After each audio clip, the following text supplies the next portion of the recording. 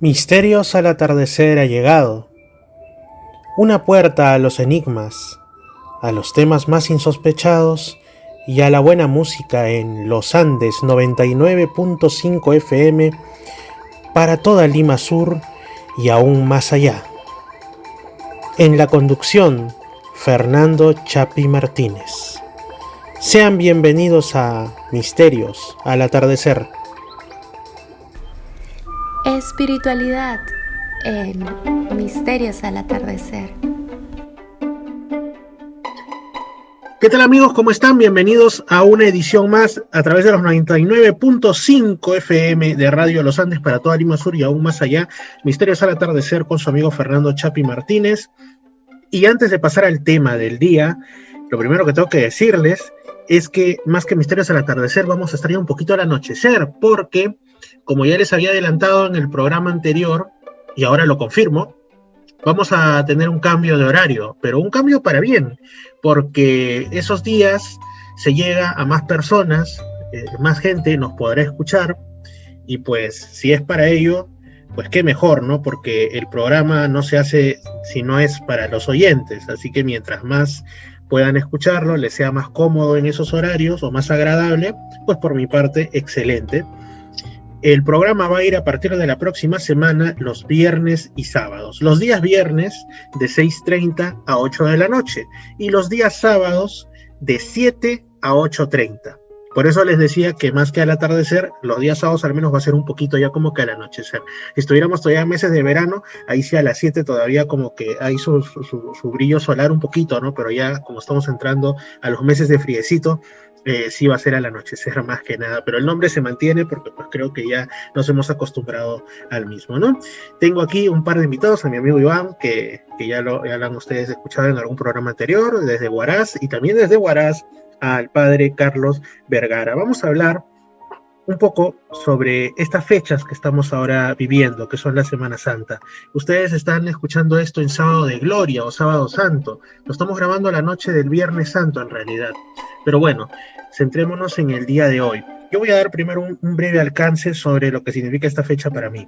Cuando yo era católico, quizá de todos los días de Semana Santa, el que tenía mayor carga emocional era el Sábado de Gloria, y concretamente la noche del Sábado de Gloria, porque pues en la iglesia a la que yo asistía, y que incluso estaba en un grupo juvenil, pues había una ceremonia muy, muy emotiva en la que la iglesia estaba con las luces apagadas, la gente entraba con sus velas, que al final se iban apagando y quedaba todo en penumbra, y de ahí todo se encendía. Era una cosa muy bonita y muy interesante que escenificaba el mundo en tinieblas tras la muerte de Jesús, hasta después cuando se enciende la luz, la resurrección, ¿no? Y la esperanza. Entonces, esto yo he estado viendo hoy día, lo han estado compartiendo. Por la diferencia horaria, en otros países ya era Sábado de Gloria, como por ejemplo en el mundo árabe, los árabes cristianos lo hacen, y también y al menos los que están en comunión con la iglesia católica, que tienen el calendario de nosotros, el gregoriano, porque los ortodoxos en su mayoría siguen el calendario juliano para el tema ritual, y pues lo hacen en otra fecha. Pero los que están en comunión, pues es interesante cómo en estas fechas también en la noche realizan las oraciones, las plegarias en árabe, que es una lengua muy cercana, emparentada en realidad de la rama de las lenguas semíticas con el arameo y el hebreo, que hablaban justamente nuestro Señor Jesús y también sus apóstoles. Así que es realmente para mí el observar aquel video que lo compartieron unas horas atrás fue también muy, muy emotivo, ¿no? Pero bueno, ya basta hablar yo. Aquí están, como digo, Iván y el padre Carlos Vergara. Padre Carlos e Iván, saludos a ambos. Sus saludos respectivos, por favor. ¿Qué tal, Fernando e Iván? Bueno, es un gusto compartir una vez más esta conversación con ustedes, y gracias en verdad por haberme invitado.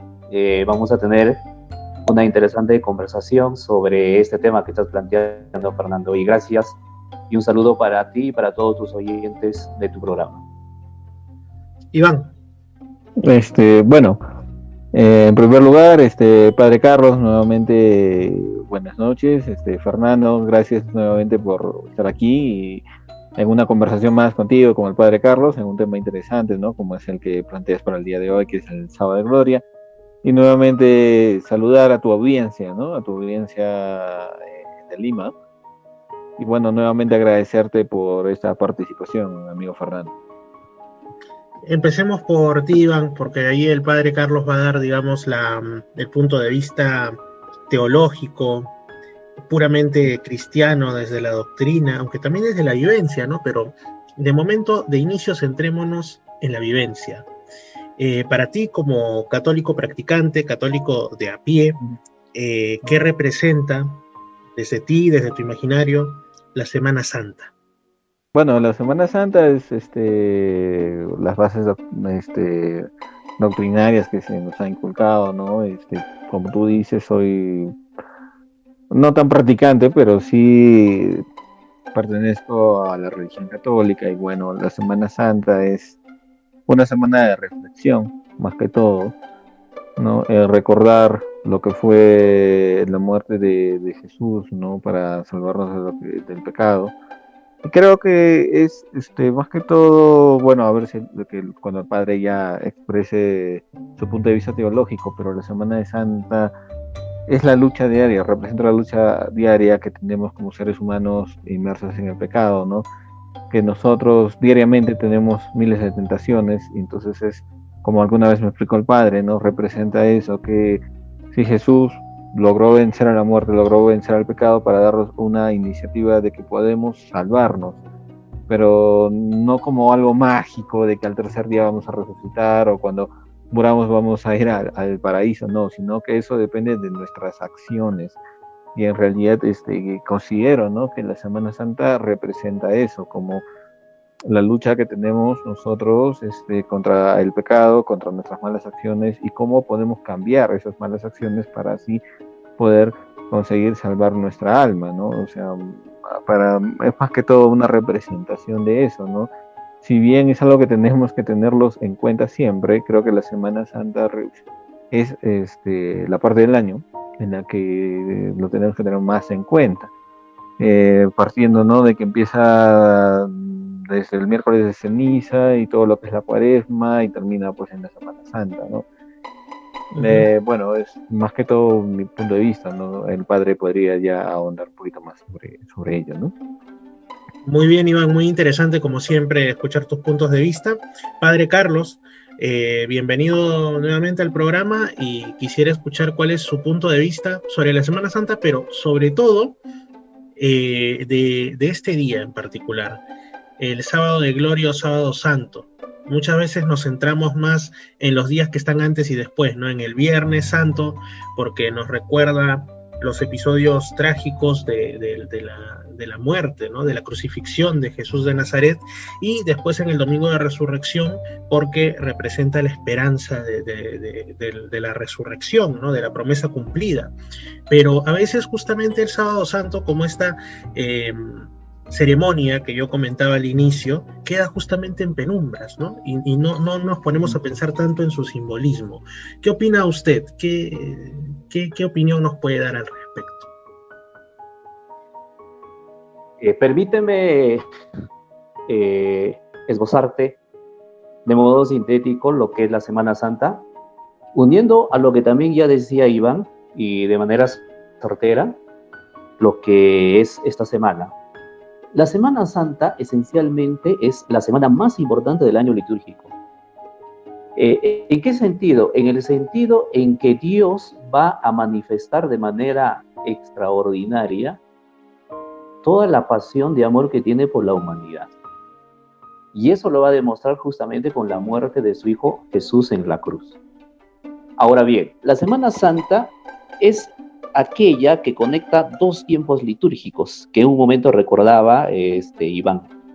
El primer tiempo litúrgico es la Cuaresma, que justamente empieza con el miércoles de ceniza y se vive intensamente a través de estos 40 días, y que no precisamente termina justamente antes del Domingo de Ramos, como muchas veces se ha enseñado por muchos años, incluso este año, de manera errónea he escuchado por ahí que la cuaresma termina justamente el sábado previo al domingo de Ramos, y no es así, sino que el domingo de Ramos es como una interrupción de la cuaresma y ciertamente empieza la Semana Santa, pero la cuaresma continúa hasta el lunes santo, martes santo, miércoles santo y jueves santo a las 6 de la tarde estrictamente termina la cuaresma.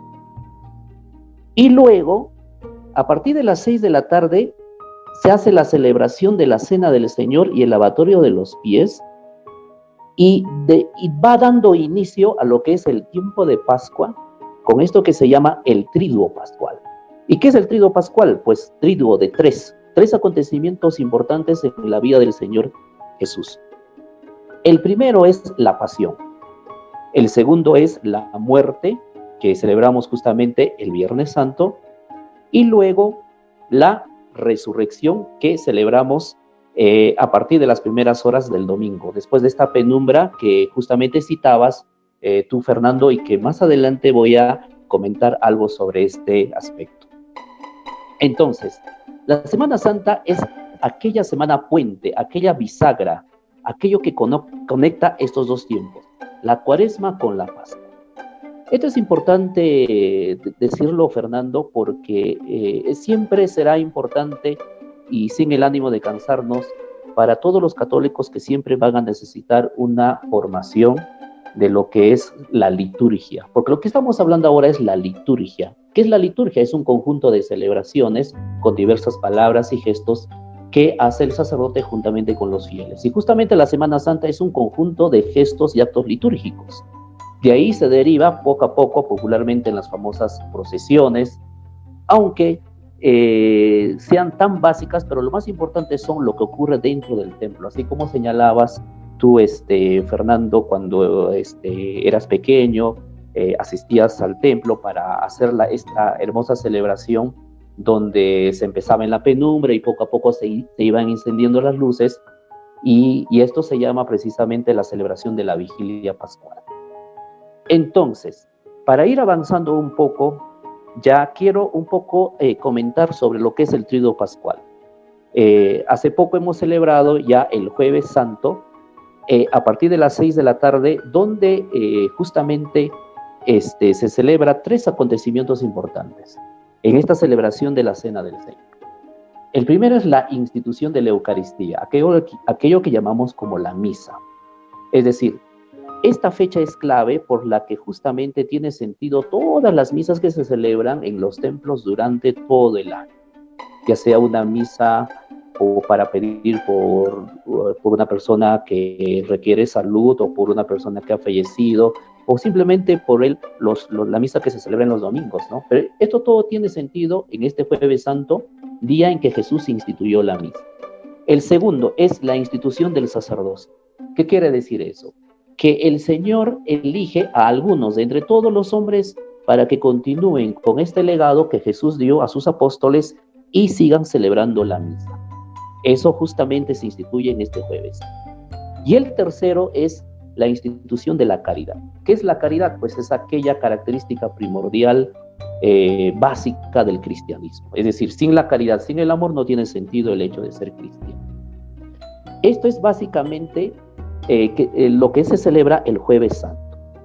Y luego viene, seguramente tú recordarás, Fernando e Iván, luego viene la famosa exposición del Santísimo, donde todos los templos elaboran bonitos monumentos, claro, a veces sí, de manera artística, incluso se llega a una competencia así, digamos, en el sentido positivo de la palabra, y entonces se da lugar a las famosas visitas de las 7 iglesias. Uh-huh. Que en el fondo este número de 7 pues no es nada litúrgico, sino más bien es de la iniciativa del pueblo creyente para visitar, por decirlo así, de una manera obligada a las 7 iglesias, ¿no? Inicialmente en Huaraz, por ejemplo, habían 7 iglesias y como que coincidía con esto de las 7 iglesias. Ahora pues tenemos 11, 12 iglesias que ya no coinciden, entonces te visitas a las 12 iglesias, ¿no? Incluso antes de la pandemia se hacía esto. Y creo que el número 7 tiene que ver por una creencia muy arraigada que hay desde la tradición, como dice, de relacionar el número 7 con Dios, como si fuese el número que representa la divinidad. Ujú. Exactamente, si hablamos de esto podría coincidir con el número 7, que en el sentido bíblico significa la perfección. Hay que recordar, por ejemplo, que el número 6 es la imperfección, o en todo caso es la pasión por llegar a la perfección y sin embargo no lo llega. Por eso el número 666 es el número de la bestia, ¿no? ¿Qué significa eso? A mayor número de 6, mayor pasión por llegar al 7 y que nunca llega, y esa es la pasión que tiene el demonio. Aquello de que justamente y de manera certera hablaba Iván, por ejemplo, cuando decía que la Semana Santa en el fondo es una lucha contra el mal, contra las tentaciones, contra el pecado. Y es que en la Semana Santa hay un protagonista principal, queridos Fernando e Iván. ¿Quién es? Es el demonio.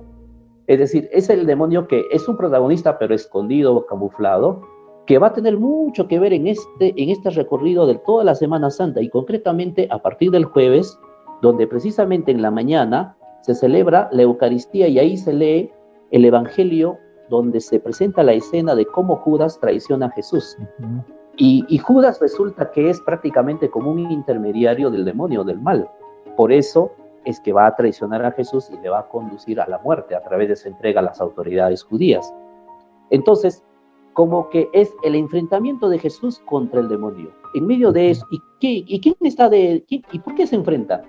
Por el tema del hombre, del ser humano, por el tema de la humanidad. Ese es el enfrentamiento. Y ahí tiene su riqueza de cómo se vive esta Semana Santa, ¿no? Y volviendo a lo que ya estaba explicando. Entonces, el jueves en la noche viene esta visita de los monumentos donde se expone al Señor sacramentado. Y esto se ha unido muy bonito en Huaraz. En Huaraz, por ejemplo, se hacen bonitos monumentos en las clásicas parroquias, ¿no? En Belén, en La Soledad, en San Antonio, en Icrupampa, en Centenario y las demás parroquias nuevas. Y se va creciendo, digamos, esa conciencia de la adoración al Señor. ¿Pero por qué se hace eso? Porque es una preparación a lo que va a ocurrir ya al día siguiente, que es el Viernes Santo. El Viernes Santo ya prácticamente estamos hablando, por decirlo así, el segundo día del Tríduo Pascual, porque en el primero se presentaba como una especie de la pasión o del sufrimiento de Jesús. ¿Qué es la pasión de Jesús? Pues son los latigazos, los insultos, los escupitajos, todo aquello que recibía el Señor como sufrimiento. Seguramente ustedes han podido ver en alguna vez, o quizás en este año, las diversas películas que han pasado sobre la vida de Jesús. Y el momento de la pasión es ese momento en que le castigan, le coronan con una corona de espina y todo eso. Eso es el momento de la pasión. Ahora, el Viernes Santo es justamente cuando todo eso tiene su culmen en el Gólgota. Es decir, se sube a este monte y ahí es crucificado. ¿Qué es la cruz de Jesús? Es aquello que justamente no quiere en todo el sentido estricto de la palabra el demonio. Porque el demonio ciertamente puede odiar al ser humano. ¿Por qué? Porque precisamente Dios quiere más al hombre que al demonio, porque el demonio es un ángel. En ese sentido odia al hombre por sus celos, pero odia más a la cruz, porque lo que siempre ha querido el demonio es que Jesús nunca llegue a la cruz. Por eso, ¿cuál es la gran o la última tentación de Cristo? No es el tema de la avaricia, no es el tema del poder, no es el tema del tener, sino la máxima tentación de Cristo, o la última tentación de Cristo, es el hecho de decir, no quiero morir en la cruz. O en todo caso, si estoy crucificado, bajarme de la cruz, utilizar mi poder y no seguir sufriendo. Esa es la máxima tentación de Cristo, y eso es lo que tiene que jugar justamente en el Viernes Santo cuando está crucificado Jesús. Al final, Él no cede y muere en la cruz. Y este día, Viernes Santo, por eso es un día en que todos los católicos, al menos los que tenemos una formación básica, estamos de luto. Estamos en sentidas condolencias porque el Dios en quien creemos ha muerto, ¿no? A través de su Hijo. Y por eso hay un silencio, digamos, desde el momento de la crucifixión hasta toda la noche del viernes, y empieza el día sábado, toda la mañana y toda la tarde hasta las 6 de la tarde. ¿Qué es lo que ocurre desde el viernes en la noche hasta el sábado a las 6 de la tarde? Ocurre lo que nosotros llamamos en el credo cuando decimos y descendió a los infiernos. Ese es un tema que muy poco se explica, por ejemplo, y es un tema interesante para tratarlo, y lo voy a decir a grandes pinceladas. ¿Por qué Jesús tenía que bajar a los infiernos?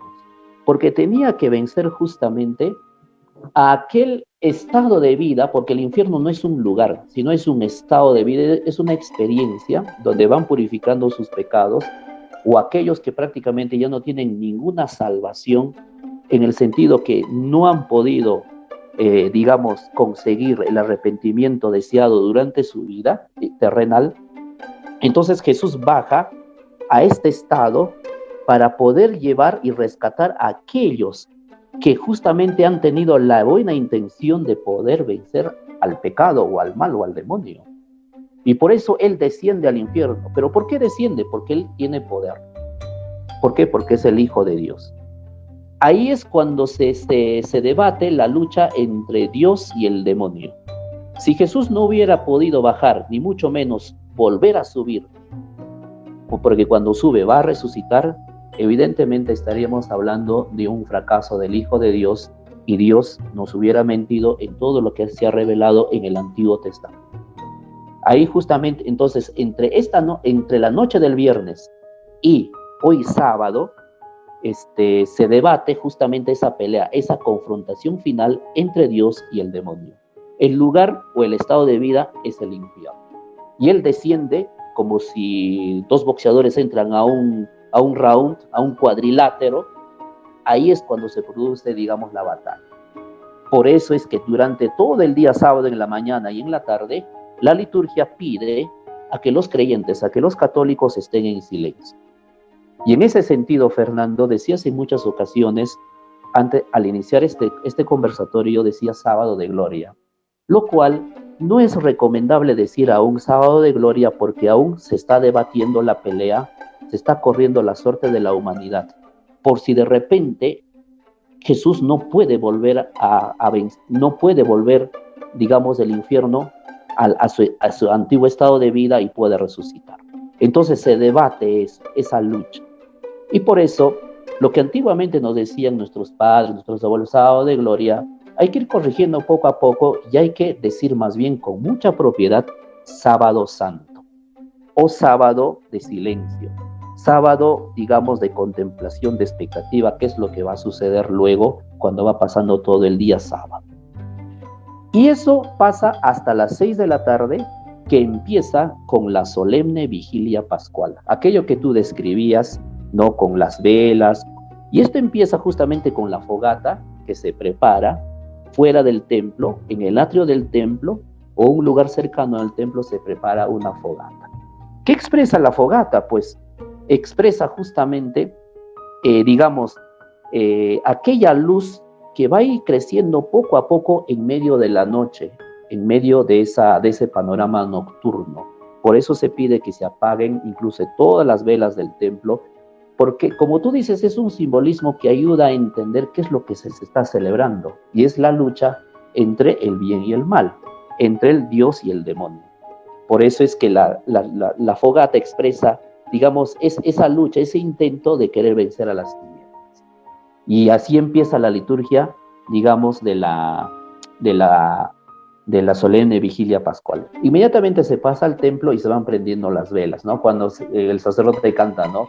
Y dice, no, luz de Cristo, no, o sea, en medio de las tinieblas va iluminando poco a poco la luz de Dios frente, digamos, a las tinieblas que expresan el pecado, el mal o el demonio. Y cuando ya se llega a un momento determinado de la liturgia, se encienden todas las luces para decir que está venciendo Dios al mal.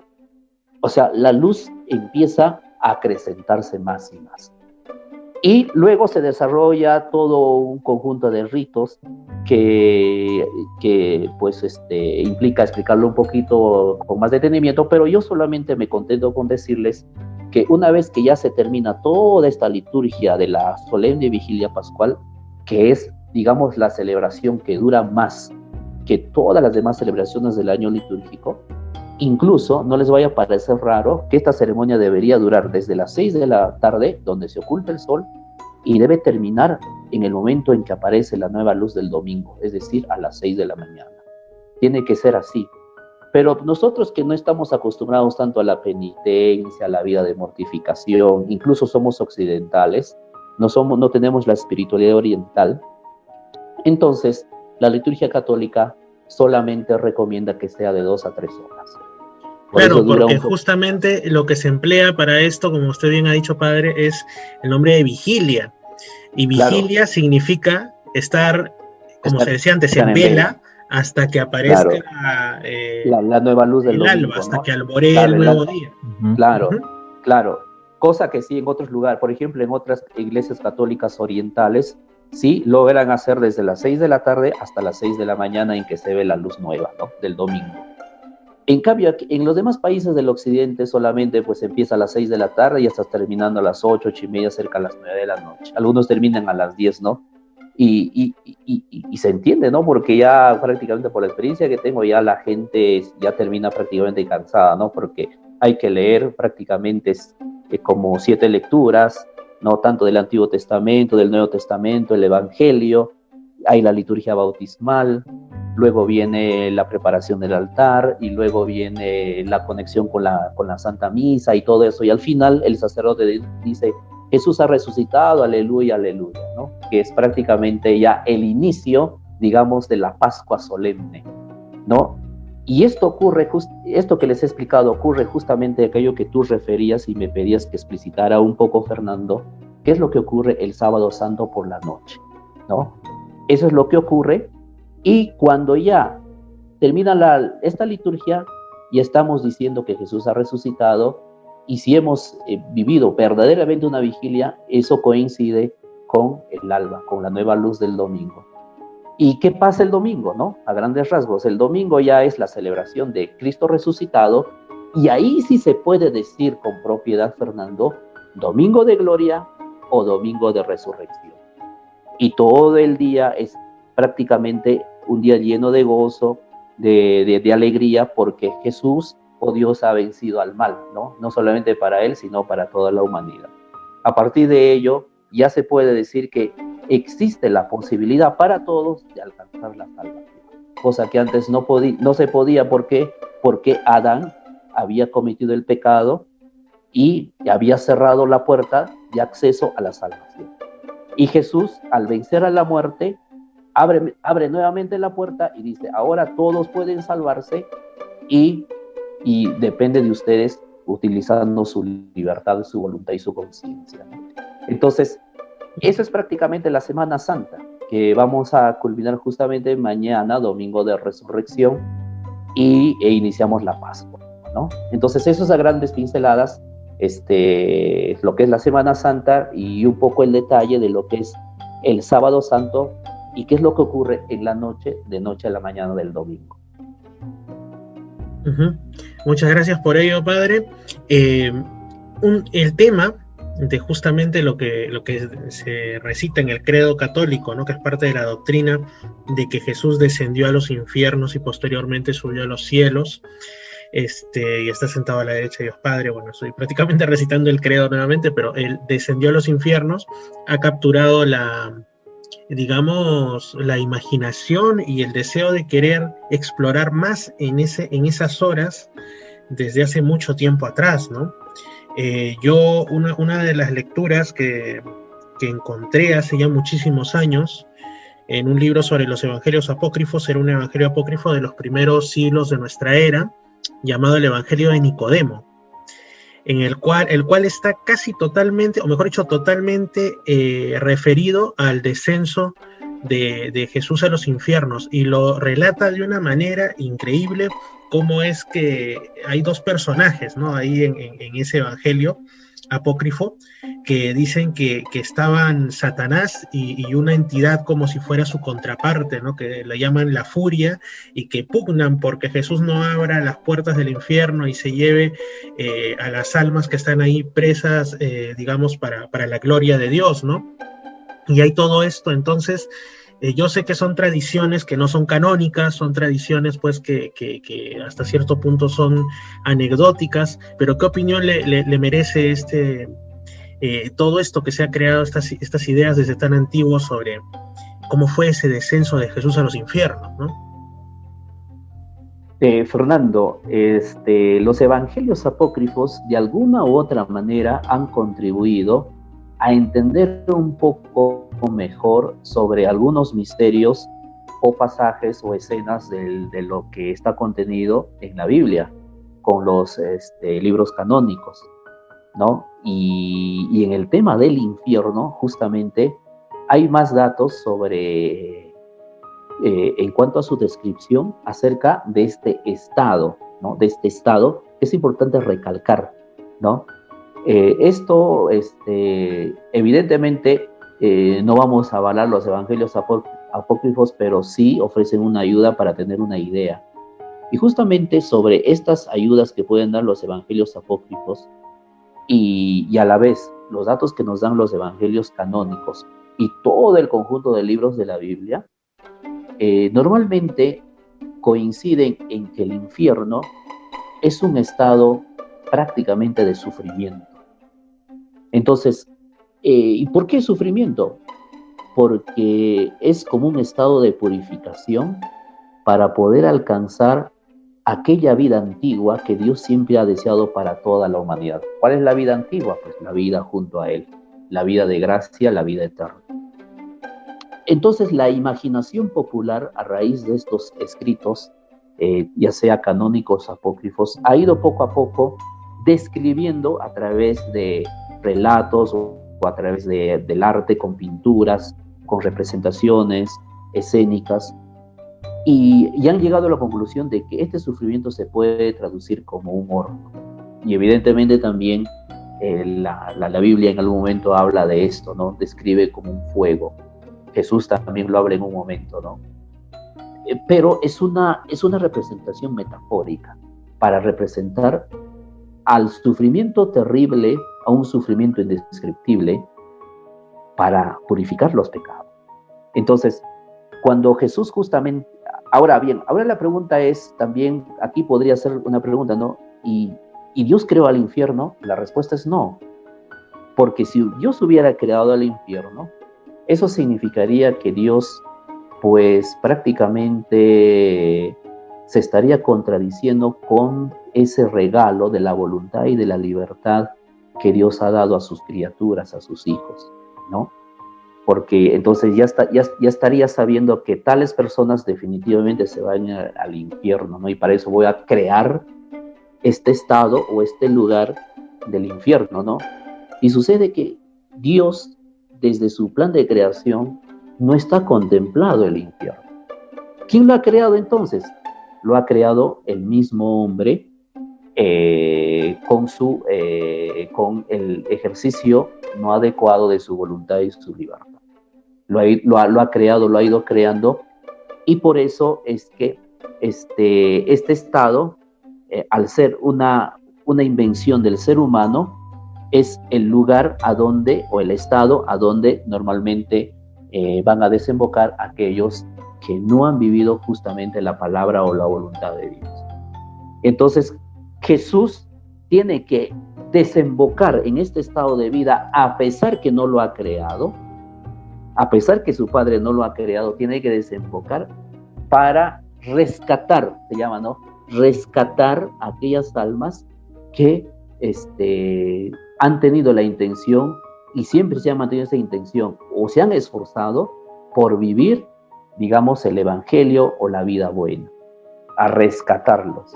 Y es ahí cuando tú lo que describes acerca de este evangelio de Nicodemo, ¿no? Que lo describe de acuerdo a lo que él ha entendido, seguramente en su época, cómo se podría describir ese rescate, ¿no? Entonces, el infierno digamos, es una realidad que existe, ¿no? Inventado, deseado por el hombre, y no es creado por Dios, y que sin embargo el Hijo de Dios baja a este estado. Ese alcance te podría dar frente a esta pregunta del infierno, ¿no? Que ha sido objeto de muchos diálogos, de muchos escritos. Incluso también es sorprendente cuando escribe Dante Alighieri, ¿no? En su Divina Comedia, sobre el tema del infierno, ¿no? Y que hace muy poco también el Papa Francisco ha invitado a que los católicos leamos, porque ayuda a entender más el misterio del infierno. Entonces, es una verdad teológica que hay que mantener. No es una imaginación, sino es algo que existe y es real, ¿no? Con la salvedad de que no es un lugar, sino es un estado de vida, porque es un sufrimiento purificador. Padre, y ya que estamos hablando de este tema del infierno, que ha salido a propósito de estas fechas de Sábado Santo, pues hay personas incluso, digamos, hasta cierto punto avaladas por la Iglesia Católica, que afirman haber tenido visiones del infierno o haber incluso estado ahí, ¿no? Entonces, si se trata de un estado, y ellos lo describen en realidad como de esa manera, ¿no? Como que fuese un lago de fuego ardiente o un horno de fuego, como usted también ha dicho, ¿cómo serían dables estas visiones, estas experiencias, si es que no se tratase de un lugar físico, ¿no? Por ahí yo una vez hice esta pregunta a una persona que es también entendida en la fe católica, y le pregunté si es que se podía en todo caso equiparar la peculiar forma de realidad del infierno con lo que ahora en el lenguaje, digamos, de los enigmas y el misterio, y también científico para muchos, denominan otras dimensiones o mundos paralelos, ¿no? Si se podría conceptuar en todo caso como una realidad no física que existe, digamos, más allá del tiempo y del espacio o algo así, porque para que estas personas hayan tenido esas visiones o esas experiencias de algo tan físico como es el fuego, pues, y gente ahí lamentándose y siendo, digamos, pasándola muy mal, por decirlo de una manera coloquial, ¿cómo podríamos entender esto? Fernando, definitivamente el ser humano tiene en su capacidad de conocer una limitación, porque cuando estamos sosteniendo de que el infierno es un estado de vida, la mente trata en lo posible de imaginarse cómo podría ser ese estado. Y aunque no se quiera, en esa imaginación, en ese modo de conceptuar, va a desembocar en un lugar físico. Entonces, es difícil, por no decir imposible, tratar de describir ese estado, y normalmente vamos a tener que buscar la ayuda de un lugar físico. Y por eso aparece, incluso en la Biblia, aparece en las visiones que tú has señalado, como conceptuando al infierno como un lugar físico. Ahora, ¿ese es un error? No. ¿Por qué? Porque es el ejercicio, es el esfuerzo por concebir cómo podría ser el infierno. Cuando yo he dicho es un estado de vida, eso es para poner un apunte teológico al cual debemos conceptuar, digamos, realmente. Para salir un poco de esto que antiguamente siempre hemos situado al infierno como un lugar físico. Entonces, mientras nuestra mente sea limitada, ¿no? Porque esa es nuestra condición aquí en esta vida mortal que tenemos, desembocaremos, quiera sí o no, como en un lugar físico.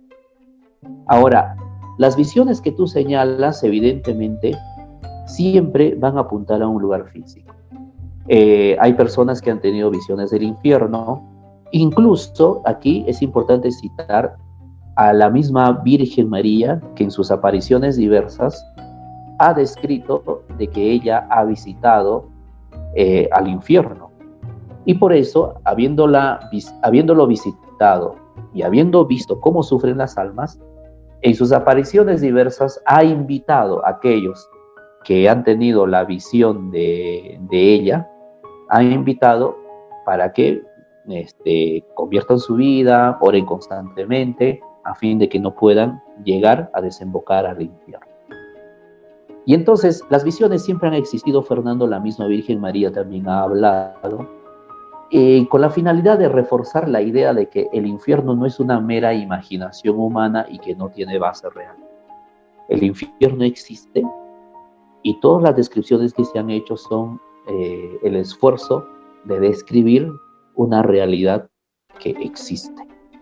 Eso es lo que te podría decir frente a esta pregunta que me estás haciendo. Y ahora que recuerdo, también me decías que se podría equiparar con lugares o realidades no físicas, ¿no? Yo pienso que ese esfuerzo por equiparar estaría bien en el sentido de que también hay que hablar, digamos, en un lenguaje conciliador con las otras ciencias que existen en el mundo y que también desde su perspectiva estudian este fenómeno o esta realidad. Entonces, si tratamos de equiparar, se podría decir como una realidad no física o como un ente sobrenatural, también se podría decir, pero siempre manteniendo esa idea de que es un estado que supera a nuestro entendimiento humano y que lo que hemos hecho simplemente es describir, ¿no?, al infierno cómo podría ser. Uh-huh. Iván, a ti que te gusta Dante Alighieri y la Divina Comedia, ¿qué es lo que más te impresionó cuando lo leíste y pues llegaste a la parte del infierno, de la descripción quizá del cielo? Bueno, pero ahora estamos por la fecha hablando más de cuestiones, digamos, referidas al infierno, ¿no? ¿Qué es lo que más te impresionó? ¿Qué emociones llamó en ti o pensamientos la lectura de este clásico de la literatura universal? Bueno, como bien ha referido el padre Carlos, definitivamente es una descripción gráfica y bueno, hasta donde tengo entendido, Dante lo escribió incluso con el aval de la iglesia, ¿no? Si mal no recuerdo. Y bueno, es muy gráfico en realidad, cuando Dante narra desde que él desciende bueno, hasta el infierno y todo su pase por allí, ¿no? Acompañado de su maestro también, él como narra la presencia de otros escritores de otros personajes, ¿no? Y es muy, muy descriptivo, y creo que la idea en realidad es ser una demostración gráfica de lo que podría pasar, justamente como lo mencioné, ¿no? Si uno no hace un cambio de actitud o un cambio en su accionar, o cómo podría ser ese castigo, entre comillas, ¿no? O sea, creo que la intención de Dante es esa, es ser todo lo gráfico posible y todo lo expresivo posible, y bueno, él tiene una técnica narrativa justamente muy gráfica, utiliza palabras que captan la atención, cautivan la atención del lector, ¿no? Aparte que, o sea, uno se ve inmerso en ese camino que él tiene hasta que llega hasta el final, ¿no?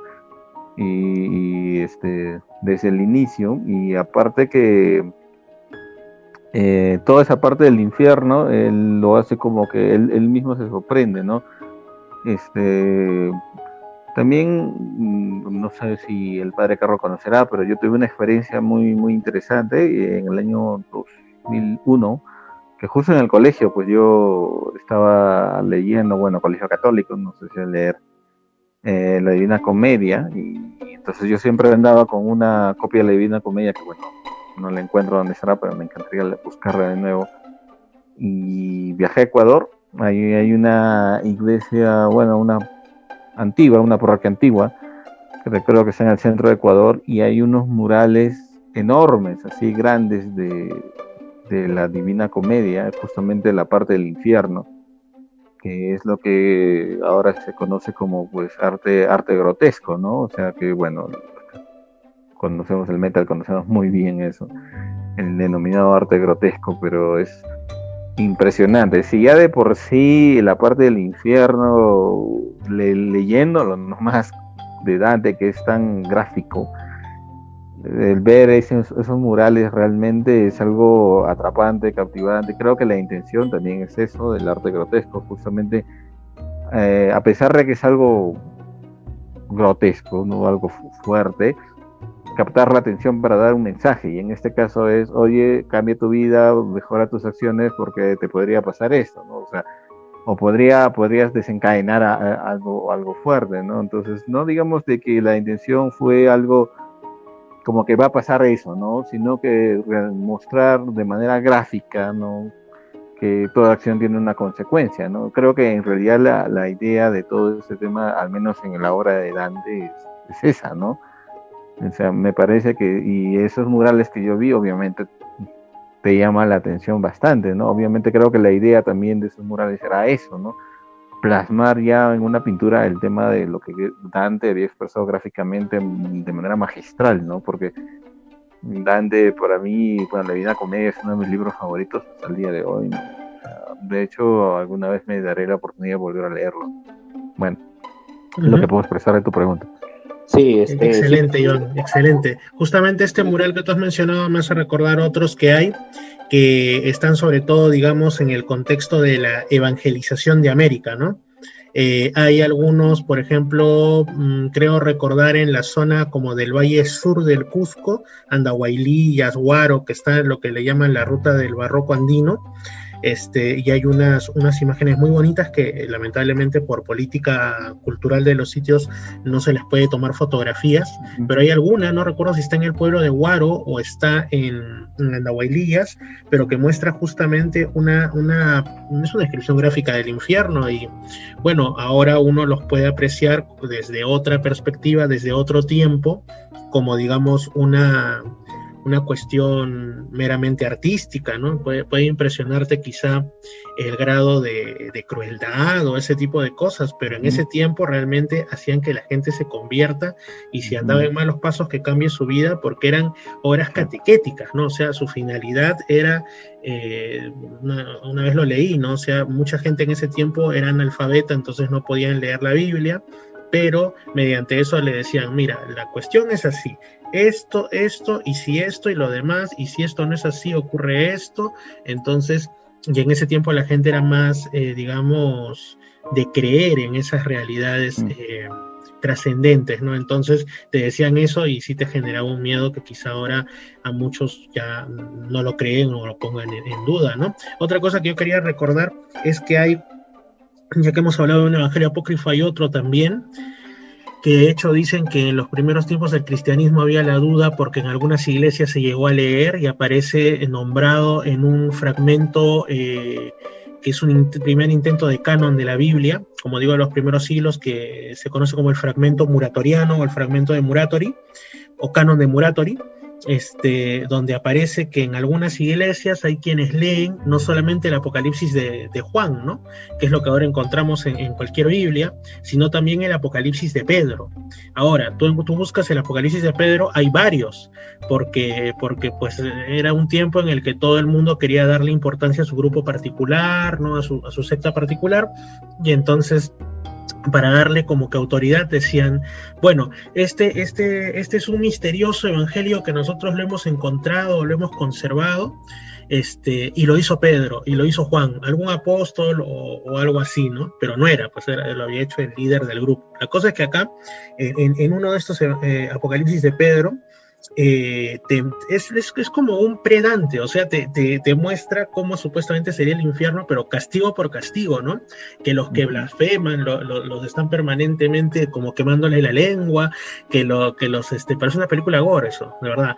O sea, que a los que habían hecho no sé qué cosa, los lanzaban permanentemente de un precipicio, los volvían a subir como si fueran un yo-yo y los volvían a lanzar y cosas así, ¿no? Que de ahí saldría tranquilamente una película, pero que no la exhibiría ni en el cine más osado, ¿no? Entonces, uno lee ese tipo de cosas y dice, ya sé de dónde sale un poco la idea actual que tenemos del infierno como un lugar de castigo cruel y permanente, ¿no?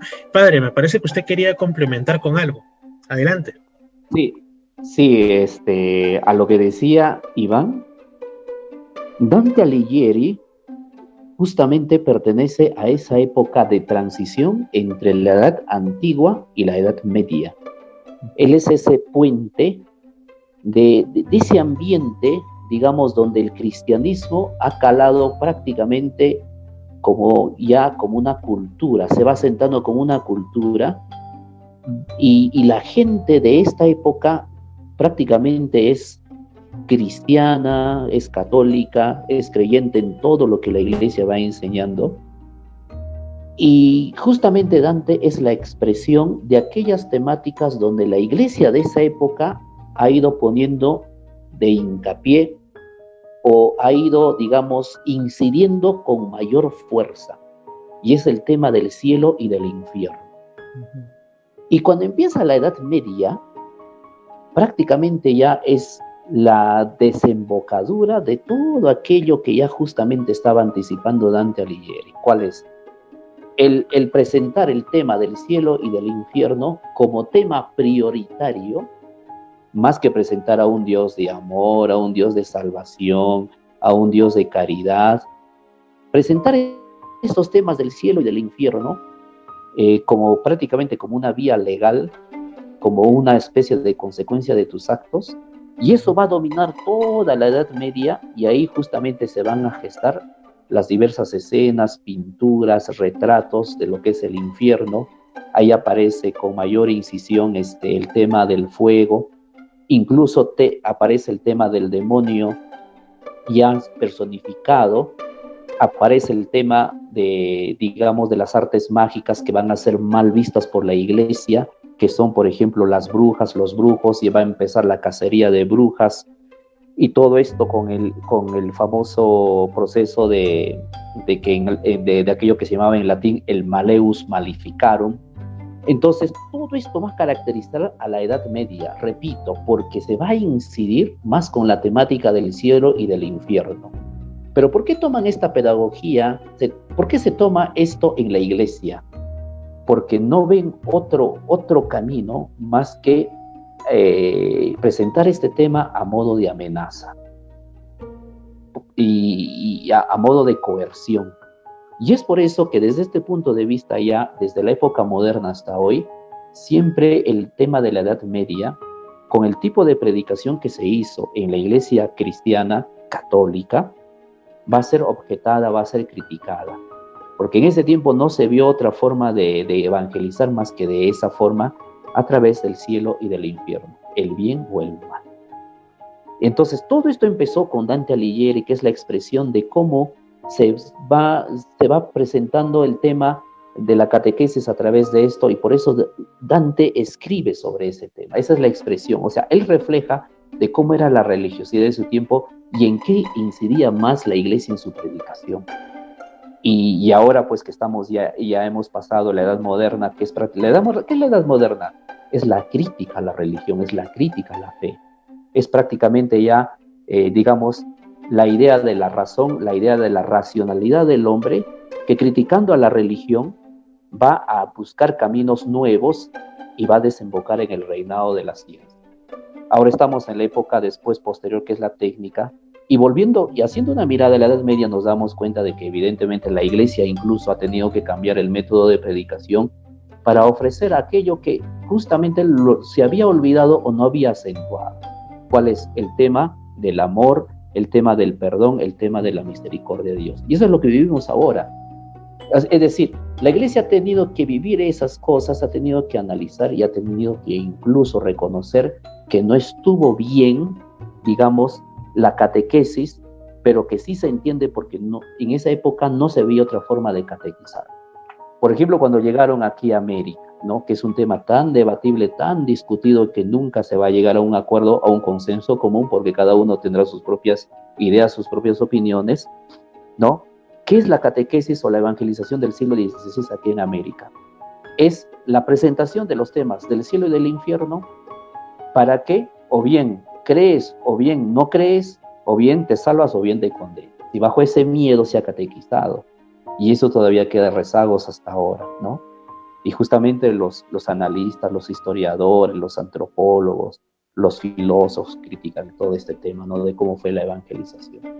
Entonces eso quería acotar a lo que justamente comentaba Iván en torno al tema del infierno que ofrecía precisamente en su libro magistral Dante Alighieri, y cómo ha sido la catequesis de la iglesia en la Edad Media.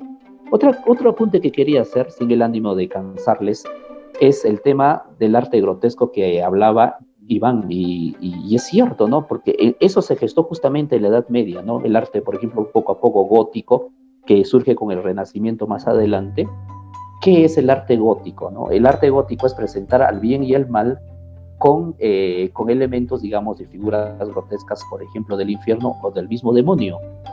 ¿Para qué? Para que cuando uno entre al templo, inmediatamente se sorprenda y diga, ¿no?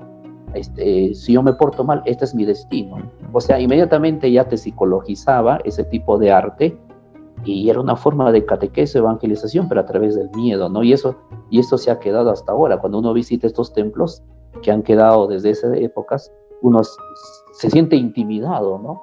Ahí tú no encuentras pues a un Dios de amor, de perdón, ¿no? O sea, prácticamente es el tema de un Dios que castiga, ¿no? Y esa es la Edad Media, ¿no? Es prácticamente la expresión de todo el Antiguo Testamento, donde Dios es el que castiga, el que produce guerras, el que causa el mal porque se venga y se ha amargado o está con ira por sus criaturas que no han obedecido. Entonces, ese es el tema que gobierna y domina la Edad Media, y el arte gótico o grotesco justamente es la expresión de eso. Eso es lo que quería acotar frente a esto que estaba comentando Iván. Gracias, padre. Quizá ya para finalizar este tema, este bonito programa también, hay un detalle con el que quisiera cerrar, justamente porque es de esperanza, ¿no? Para no quedarnos con el mal sabor de boca de hablar de realidades un tanto tenebrosas o negativas, ¿no? Y es el final de la Semana Santa, lo que viene mañana, el Domingo de Resurrección. Mucha gente se pregunta, o sea, se menciona mucho, por ejemplo, ¿no?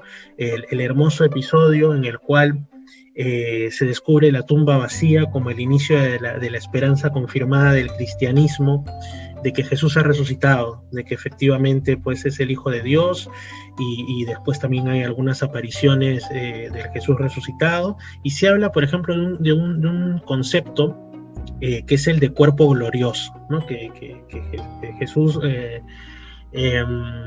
resucita de forma gloriosa y todo para finalmente ascender.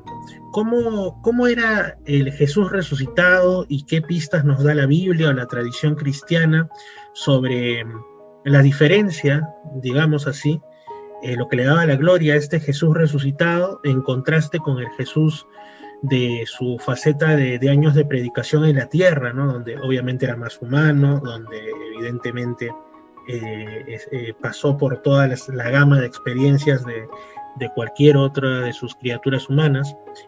¿Cuáles eran las características de este hecho de la resurrección y de este Jesús resucitado? Esa es una pregunta básica para hablar en el Domingo de Resurrección. La cuestión aquí es cómo era el Jesús justamente hasta el momento en que fue sepultado, y cómo es el Jesús una vez que ha vencido a la muerte y ha resucitado. Vayamos al primer Jesús. El primer Jesús es como todos nosotros, tiene cuerpo y alma, tiene calor y frío, necesita de comida para poder vivir. En muchos pasajes del Evangelio vemos a un Jesús que incluso se cansa, se queda dormido, ¿no? Come con sus apóstoles, camina con ellos. Es un Jesús al igual que nosotros, con una diferencia, eso sí, importante. Es que este Jesús hace milagros. ¿Por qué hace milagros? Porque es el Hijo de Dios. Por eso hace milagros. Pero en los demás aspectos es igual a nosotros. Ahora, pasamos al segundo Jesús, que es el Cristo resucitado, el Jesús que ha vencido a la muerte. Este Jesús es aquel que ha inaugurado un nuevo modo de vida, no solamente para él, sino para todos nosotros. ¿En qué consiste este nuevo modo de vida? En que este Jesús que ha resucitado no es como un Lázaro que ha vuelto a la vida, porque cuando Lázaro resucita, es resucitado por Jesús, Lázaro sigue siendo igual que antes, es decir, es mortal, tiene cuerpo y alma, y va a tener que morir otra vez. Por eso se le dice a Lázaro, el hombre que murió 2 veces. No es como la resurrección de Lázaro, la resurrección de Jesús. Otra cosa que es importante aquí incidir es que muchos católicos creen que cuando Jesús ha resucitado, y este resucitado es un espíritu. Tampoco es un espíritu. No es tampoco un fantasma. Es famosa la escena, por ejemplo, cuando Tomás, que es el incrédulo, dice, ¿no? Si yo no lo toco, no lo palpo, no voy a creer. Entonces cuando se presenta a Jesús le dice, ven Tomás, tócame, ¿no? Y soy yo. Un fantasma no tiene carne y huesos, como ves que sí yo los tengo. Entonces, esto nos da pie para incidir en lo siguiente, de que este Jesús que ha iniciado un nuevo modo de vida, sigue siendo mortal como lo fue antes, es decir, en el sentido que tiene carne, tiene alma, pero ya no es mortal al 100%, sino entra a la categoría de inmortal que le da el título de cuerpo glorioso. Es decir, ya no va a conocer la muerte. Uno lo puede tocar, uno lo puede palpar, puedes tocar su ropa, puedes sentir que tiene la carne, el cuerpo caliente como un ser vivo común y corriente, pero que lo tocas ya no vuelve a morir. Es decir, ha vencido a las limitaciones del espacio y del tiempo al que nosotros todavía estamos sometidos y que por eso, al estar sometidos al tiempo, envejecemos. ¿Cómo nos damos cuenta que existe el tiempo? A pesar que no se puede ver, no se toca, ¿no? Pero si decimos que existe el tiempo, se puede demostrar con las arrugas que nos va saliendo a medida que va pasando los años. Ahí decimos que existe el tiempo. En el caso del cuerpo glorioso de Jesús, resulta que ya no existe el tiempo y por lo tanto no existe el envejecimiento de la carne. El envejecimiento de la carne existe para nosotros, que no hemos entrado a ese nuevo modo de vida al cual ha entrado Jesús a través de su resurrección. Ahora, dije en un inicio que no solamente este nuevo modo de vida es para Él, sino que Él ha logrado conquistar ese nuevo de vida al vencer a la muerte, y nosotros tenemos esa herencia, ese futuro, porque llegaremos a tener la misma experiencia, el mismo modo de vida, al igual que Él. Por eso decimos, creo en la resurrección de la carne. ¿Qué quiere decir eso? Antes se decía, pues no, en la resurrección de los muertos. Pero eso se ha cambiado en el credo hace años, no sé, 2 décadas atrás, si mal no recuerdo, y decimos ahora resurrección de la carne. ¿Por qué? Porque se trataba de eliminar aquel mal concepto de que la resurrección solamente era cuando un cuerpo resucita y es como un espíritu. Y no es así, no es un espíritu ni un fantasma, sino es carne real, pero una carne gloriosa que ya no conoce el envejecimiento ni mucho menos la muerte. En ese sentido hay que comprender la resurrección de Jesús. Ese acontecimiento, ese nuevo modo de vida, es lo que celebramos los creyentes en el domingo de resurrección. Es decir, es un Dios que a través de su Hijo inicia un nuevo modo de vida, y lo inicia porque justamente su Hijo ha tomado carne mortal como nosotros en la encarnación, a través de esta encarnación que se produce en el seno de la Virgen María. Entonces se hace como nosotros, sin dejar de ser Dios, y cuando resucita, esa misma carne que tiene, al igual que nosotros, adquiere el carácter de glorioso. Eso es importante señalar y destacar, y de explicar también, ¿no? En qué consiste esta resurrección de Jesús. Muchas gracias, Padre Carlos Vergara. Muchas gracias, Iván, también por tu intervención y por estar aquí presente. Con esto hemos concluido la parte del programa de hoy en la que estamos hablando de la fecha que justamente estamos conmemorando, ¿no? Que es la del Sábado Santo. Así que, bueno, muchas gracias nuevamente, estimados amigos Padre Carlos e Iván. Será hasta una nueva oportunidad y nosotros continuamos aquí, amigos, en Misterios al Atardecer, porque todavía queda un rato más de programa y de hecho nos va a deparar cosas interesantes.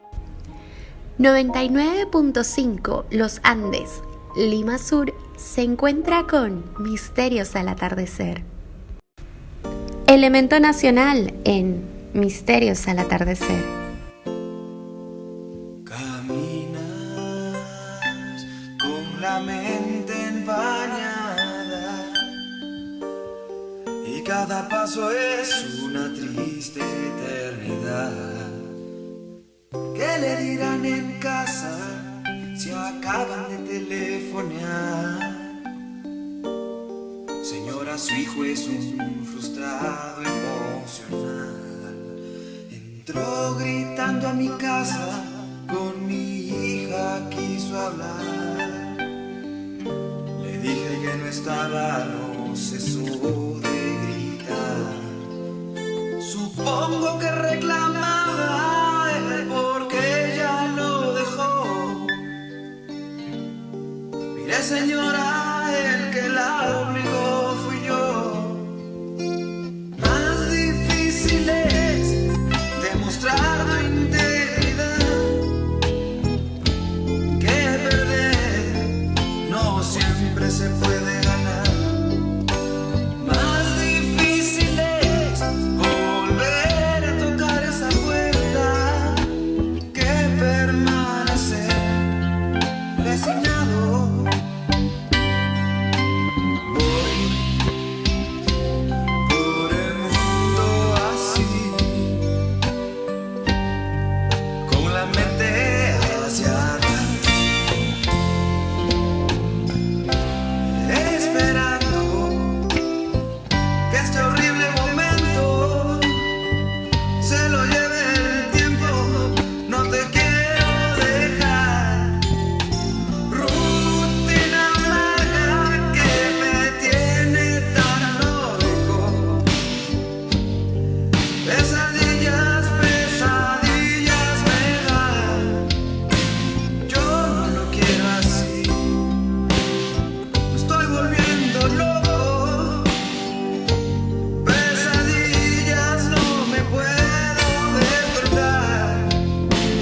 Más difícil es demostrar tu integridad que perder.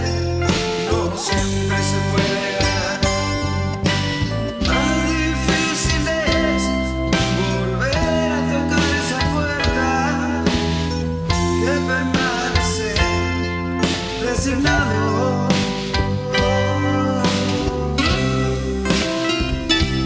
99.5 Los Andes, Lima Sur, se encuentra con Misterios al Atardecer.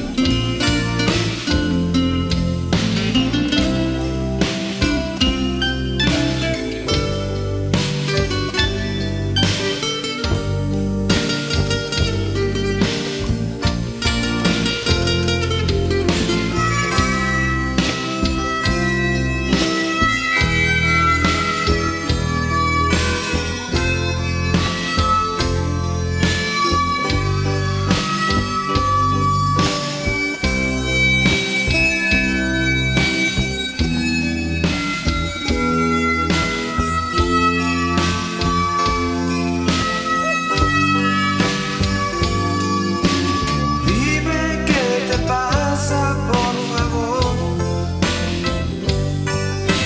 ¿Acaso es un fracaso en el amor? Nudo en la garganta de dolor. La vida ha perdido su color.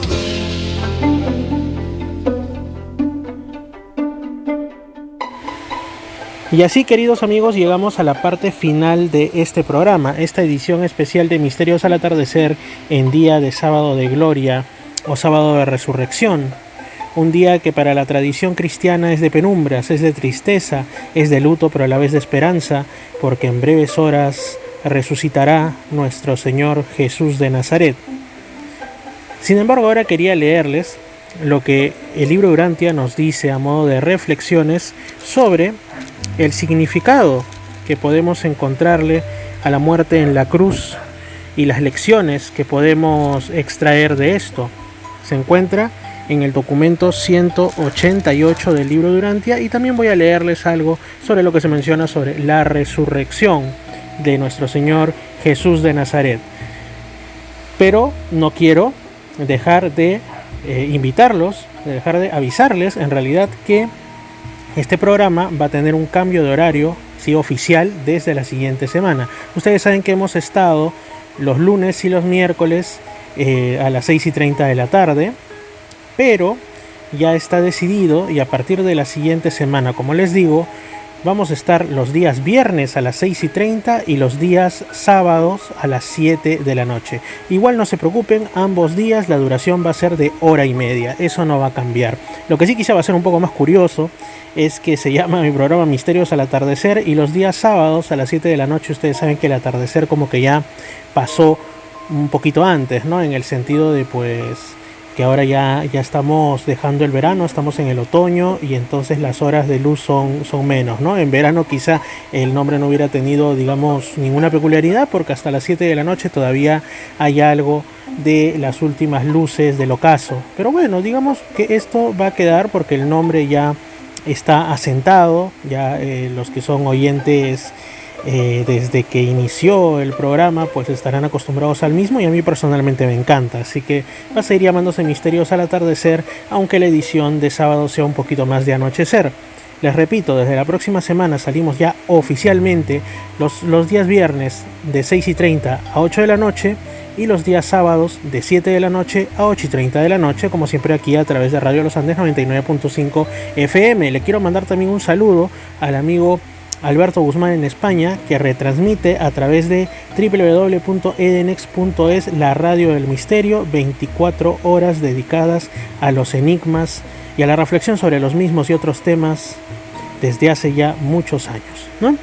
Ahora sí, ¿qué nos dice el libro de Urantia sobre el significado, las lecciones y también sobre la resurrección de nuestro Señor Jesús, el Dios de nuestro universo, un universo llamado Nevadón, y que Él formaría parte de una clase de seres celestiales, dioses al fin y al cabo, en pocas palabras, denominados los Micaeles o los hijos creadores de Dios, según el libro de Urantia, reitero. Vamos a ir al apartado 4 del documento 188 del libro de Urantia. El significado de la muerte en la cruz. A pesar de que Jesús no murió esta muerte en la cruz para expiar la culpa racial del hombre mortal, ni para proporcionar algún tipo de acercamiento eficaz a un Dios que en otro caso se sentiría ofendido y que no perdonaría, aunque el Hijo del Hombre no se ofreció como sacrificio para apaciguar la ira de Dios y para abrir el camino para que el hombre pecador obtuviera la salvación, a pesar de que estas ideas de expiación y propiciación son erróneas, existen sin embargo significados en esta muerte de Jesús en la cruz que no deben ser pasados por alto. Es un hecho que Urantia, o sea el planeta Tierra, se conoce, entre otros planetas vecinos habitados, como el mundo de la cruz. Jesús quiso vivir una vida mortal plena en la carne en Urantia. La muerte es ordinariamente una parte de la vida. La muerte es el último acto del drama mortal. En vuestros esfuerzos bien intencionados para escapar a los errores supersticiosos de la falsa interpretación del significado de la muerte en la cruz, debéis evitar el grave error de no percibir el auténtico significado y la verdadera importancia de la muerte del Maestro. El hombre mortal no fue nunca propiedad de los grandes embusteros. Jesús no murió para rescatar al hombre de las garras de los gobernantes apóstatas y de los príncipes caídos de las esferas. El Padre en el cielo nunca concibió una injusticia tan burda como la de condenar un alma mortal por las malas acciones de sus antepasados. Tampoco fue la muerte del Maestro en la cruz un sacrificio consistente en pagarle a Dios una deuda que la raza humana le debía. Antes de que Jesús viviese en la tierra, tal vez podrías haber estado justificado en el creer en un Dios semejante, pero no podéis pensar así desde que el Maestro vivió y murió entre vuestros semejantes mortales. Moisés enseñó la dignidad y la justicia de un Dios creador, pero Jesús representó el amor y la misericordia de un Padre celestial. La naturaleza animal, es decir, la tendencia al mal, puede ser hereditaria, pero el pecado no se transmite de padre a hijo. El pecado es el acto deliberado y consciente de rebeldía contra la voluntad del Padre y las leyes de los hijos cometido por una criatura volitiva, es decir, una criatura con voluntad.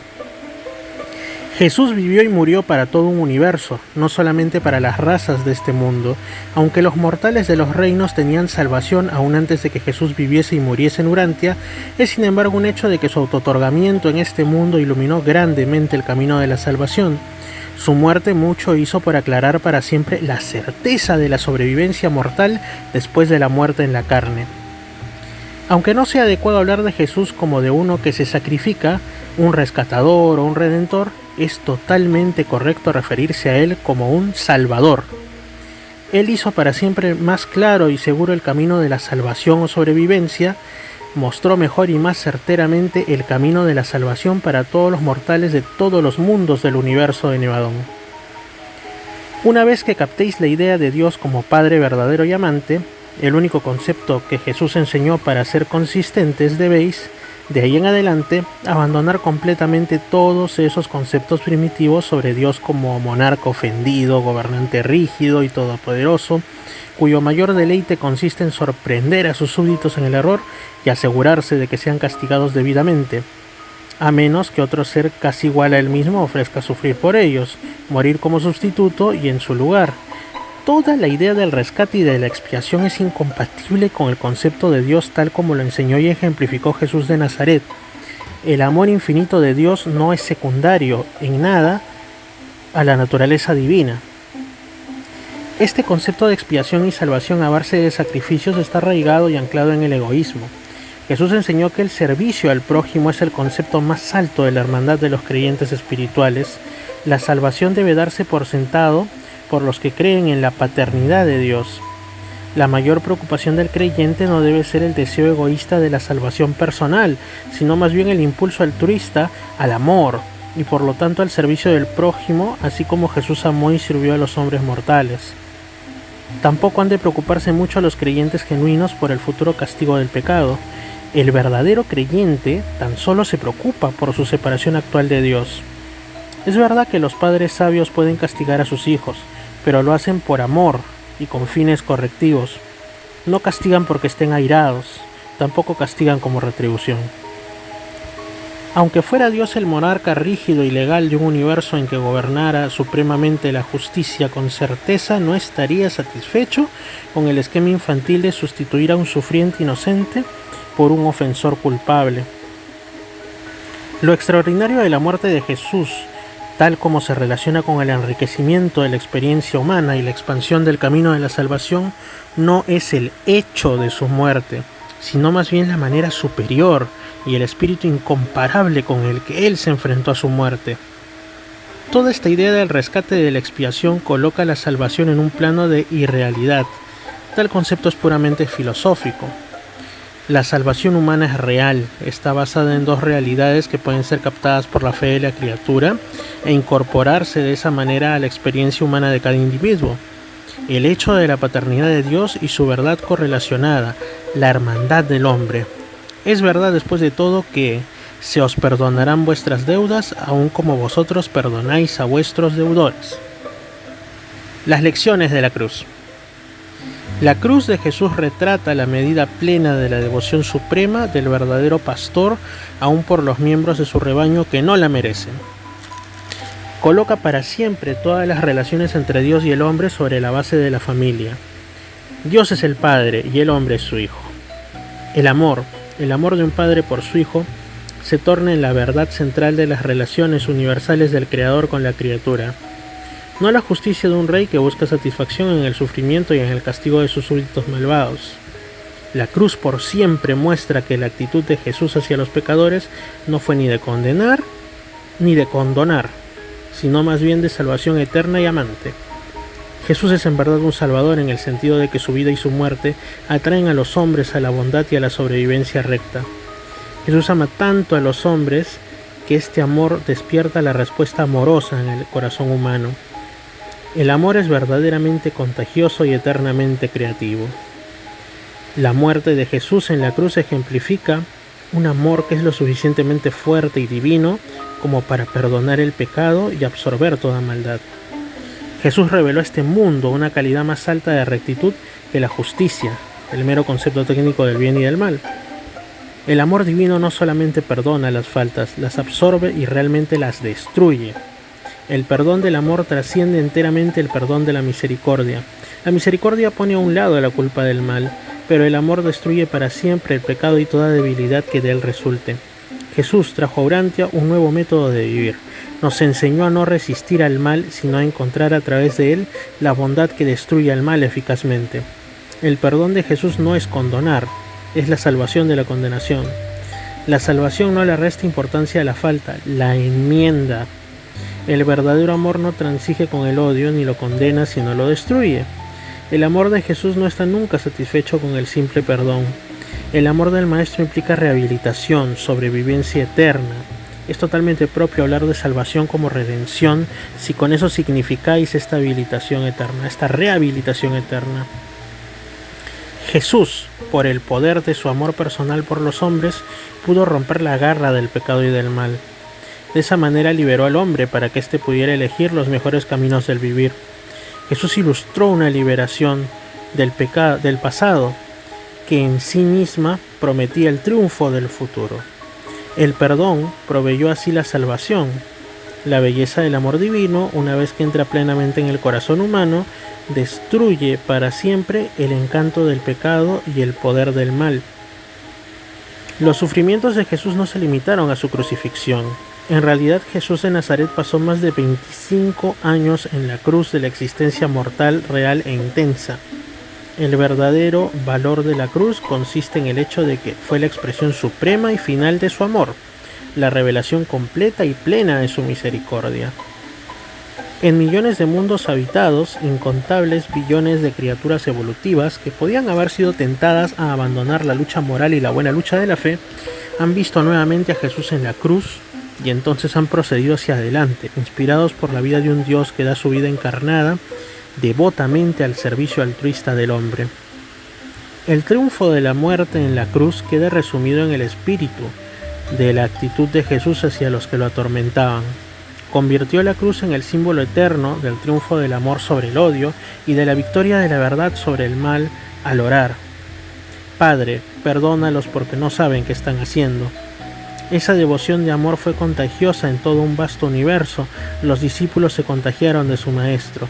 El primer maestro de este evangelio, que tuvo que poner su vida al servicio del evangelio, dijo mientras lo apedraban a muerte: no cargues este pecado a su cuenta.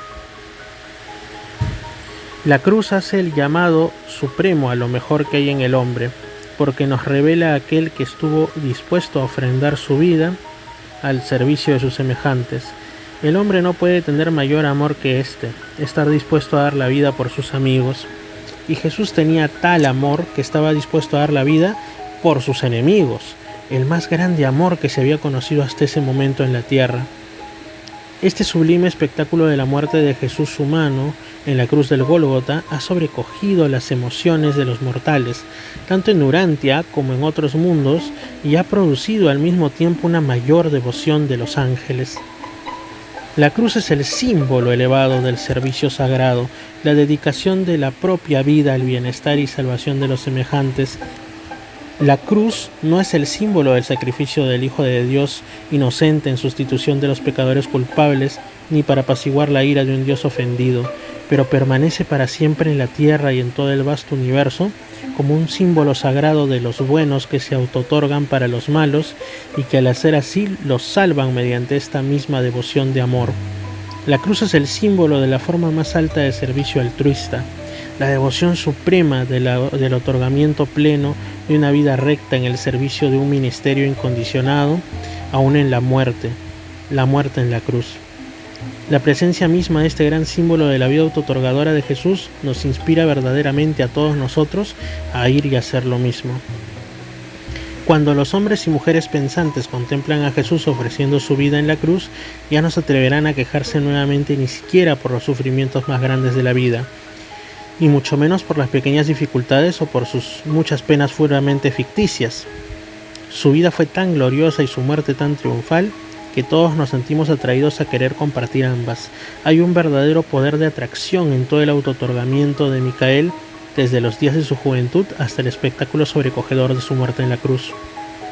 Aseguraos pues de que cuando contempléis la cruz como revelación de Dios, no miréis con los ojos del hombre primitivo, ni con el punto de vista del bárbaro posterior, pues ambos consideraban a Dios como un soberano severo, de dura justicia y rígida ley. Más bien aseguraos de que veis en la cruz la manifestación final del amor y de la devoción de Jesús en su misión de la vida, en autootorgamiento a las razas mortales de su vasto universo. Ved en la muerte del Hijo del Hombre la cumbre del amor divino del Padre por sus hijos en las esferas de los mortales. La cruz retrata así la devoción del afecto voluntarioso y el otorgamiento de salvación voluntaria sobre los que están dispuestos a recibir estos dones y esta devoción. No hubo nada en la cruz que el Padre solicitara, solo lo que Jesús tan voluntariamente dio negándose a evitarlo. Si el hombre no puede de otra manera apreciar a Jesús y comprender el significado de su autootorgamiento en la tierra, por lo menos puede comprender el compañerismo de sus sufrimientos mortales. Ningún hombre debe temer nunca que el Creador no sepa la naturaleza o grado de sus aflicciones temporales. Sabemos que la muerte en la cruz no fue para reconciliar al hombre con Dios, sino para estimular al hombre a la comprensión del amor eterno del Padre y de la misericordia sin fin de su Hijo, y para difundir estas verdades universales a todo un universo. Qué bonita reflexión, ¿verdad? Después sigue el documento 189, que nos habla sobre la resurrección de Jesús. Sus secciones son el tránsito morontial, es decir, el tránsito de la carne a los mundos en los que somos después de la muerte cada vez más espiritualizados. El cuerpo material de Jesús es la segunda sección. La resurrección dispensacional con, por ejemplo, lo que aquí dice: el circuito de los arcángeles operó entonces por primera vez desde Urantia. Gabriel y las huestes de arcángeles se trasladaron al sitio de la polaridad espiritual del planeta, y cuando Gabriel dio la señal se transmitió su voz al primero de los mundos de estancia del sistema diciendo, por mandato de Micael, dejad que se levanten los muertos de una dispensación de Urantia.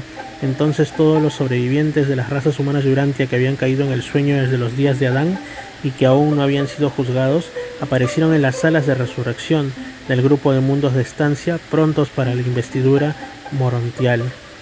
En un instante de tiempo, los serafines y sus asociados se prepararon para partir hacia los mundos de estancia.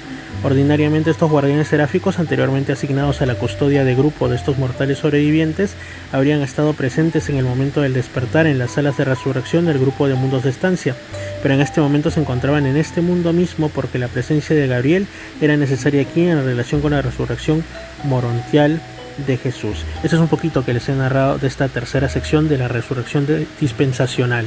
Otra de las cosas que ocurrieron como consecuencia de la resurrección de nuestro Señor según el libro de Urantia. Después viene la sección 4 de este documento 189, el descubrimiento de la tumba vacía. Y finalmente la sección 5, Pedro y Juan junto a la tumba, que nos relata los primeros momentos en el que estos dos apóstoles pues se acercan a la tumba vacía después del relato de las mujeres que se habían encontrado con esta escena, y primero tienen, digamos, una cierta duda sobre si había ocurrido una resurrección, tal como Jesús le había anunciado en repetidas ocasiones en su vida mortal. Incluso Pedro sugiere que quizá la tumba había sido saqueada por los enemigos de ellos, quizás sobornando a los centinelas, aunque Juan fue, digamos, más razonable en ese sentido y no lo creyó tanto así. De hecho, cuando estos apóstoles no creyeron del todo en el informe de María Magdalena, ocurrió una de las apariciones morontiales, una de las apariciones de Jesús con el cuerpo glorioso, y le dijo: no dudes, ten el valor de creer en lo que has visto y oído. Vuelve a donde mis apóstoles y nuevamente diles que yo he resucitado, que apareceré ante ellos y que finalmente caminaré delante de ellos a Galilea como lo prometí. María se dio prisa de vuelta a la casa de Marcos y dijo a los apóstoles que nuevamente había hablado con Jesús, pero ellos no quisieron creerle. Pero cuando volvieron Pedro y Juan, los demás ya no se mofaron de María, sino que se llenaron de temor y aprehensión. Esa es la parte final de este documento. No lo he podido leer íntegramente por un tema de tiempo, pero los invito a que si quieren escuchar, o mejor dicho, leer otra perspectiva de la vida de Jesús, y dentro de esto, por las fechas que estamos pasando ahora, de la pasión, muerte, resurrección y apariciones morontiales o apariciones del Cristo resucitado, pueden leer los documentos 188 y 189 principalmente del libro de Urantia. Espero que sean de vuestro agrado. Ahora sí, su amigo Fernando Chapi Martínez se despide por el día de hoy. Tengan una bonita noche de sábado de gloria o sábado santo, un excelente domingo de resurrección, una bonita semana que viene en reflexión, en este caso para las próximas elecciones presidenciales, Y recuerden que a partir de la siguiente semana, Misterios al Atardecer cambia de horario. Ahora será los viernes a las 6:30 de la tarde y los sábados a las 7 de la noche. 1 hora y media en cada programa, tal como se está haciendo hasta ahora. Un fuerte abrazo de su amigo Fernando Chapi Martínez, que el Padre Universal me los bendiga y nos estamos escuchando. No se olviden que también los programas los pueden consultar posteriormente en mi canal de YouTube Misterio Infinito Perú. Chao, nos estamos escuchando.